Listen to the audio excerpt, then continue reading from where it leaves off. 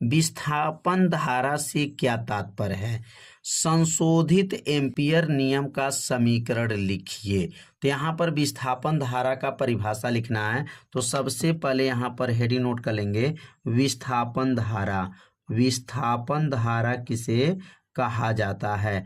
बहुत आसान परिभाषा है, बस 2 बार पढ़िए, परिभाषा आपको क्या होगा, याद हो जाएगा। तो यहाँ पर लिख लेंगे विस्थापन धारा क्या है।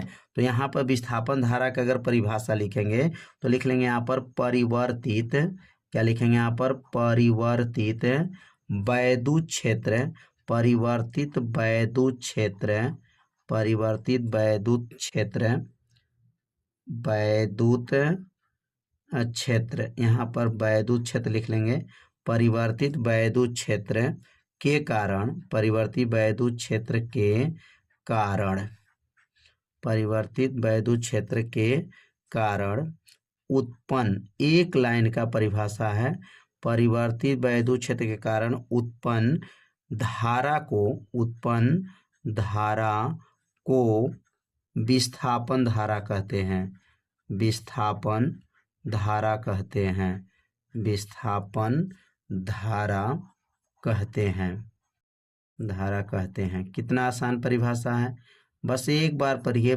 परिभाषा क्या होगा, याद हो जाएगा। एक बार और पढ़ते हैं, परिभाषा देखेंगे।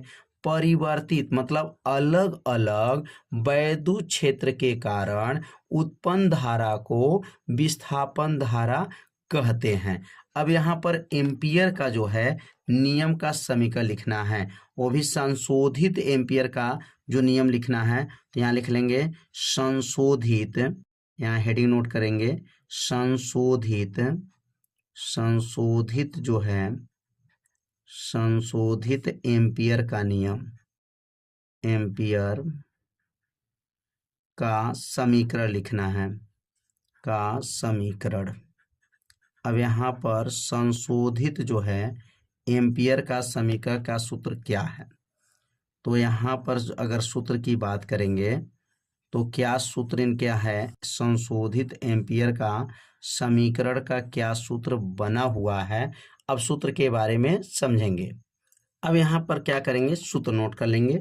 सूत्र क्या होता है, समाकलन होता है, बी डी एल होता है, किनका सूत्र है, संशोधित एम्पियर का समीकरण का सूत्र है, और ये होता है बी नॉट होता है, म्यू नॉट, क्या पढ़ेंगे इसको, म्यू नॉट, और यहाँ लिखेंगे आई सी प्लस आई डी होता है।